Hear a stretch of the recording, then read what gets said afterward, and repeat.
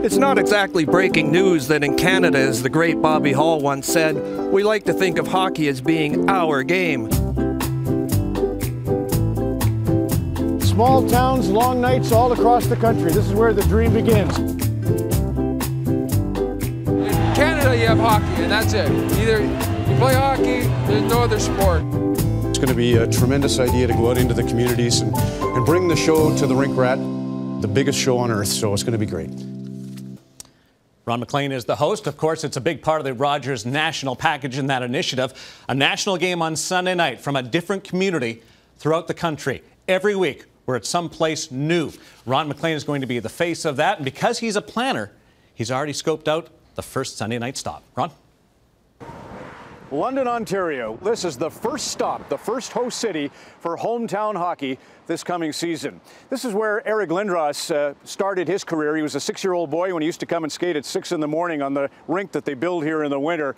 50 National Hockey League players have come from London, Ontario. Of course, Drew Doughty and Jeff Carter put London on the map all season with their performances first at the Sochi Olympics, and not just those two from London, but 3 of their teammates on Team Canada this February. Rick Nash, Corey Perry, and John Tavares skated just down the road with the London Knights. But Jeff and Drew, well, they went on to win the Stanley Cup in June. They are part of a great pedigree of hockey, and it's a perfect setting to begin our coverage on hometown hockey. And just because it's signing season, a note about Eric Lindros skating once upon a time as a boy here.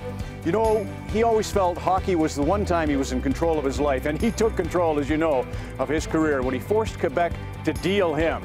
Can you believe the offers that came in? The Philadelphia Flyers, obviously Peter Forsberg was at the heart of the deal. Ron Hextall, they offered $15 million. They offered draft picks, 2 number 1s. The Rangers trumped that with 3 number 1s. Alex Kovalev. They offered John Van Beesbrook. They had Doug Waite. I'm not making this up. Tony Amonte. The Toronto Maple Leafs were willing to part with Wendell Clark, with Felix Potvin, with Dave Elliott, with Craig Berube, with money and draft picks. The Chicago Blackhawks were willing to give up Eddie Belfour, Steve Smith, Steve Larmer, 7 draft picks, and Bill Wirtz was a little dodgy on giving up money. From Detroit, the Nordiques were able to ask for Sergei Fedorov, Nick Lidstrom. You'd think that'd be enough, but they also wanted Marty Lapointe, Steve Chason, Tim Cheveldae, and draft choices. That's the magnitude of a life that began skating on the grass I'm standing on right now, because anybody can enjoy summer. That's sort of the cold, hard facts of a story involving our game, but we'll also have heartwarming tales of the passion that runs through each and every one of us. Hometown hockey, Sunday nights. Be sure to join us this coming season.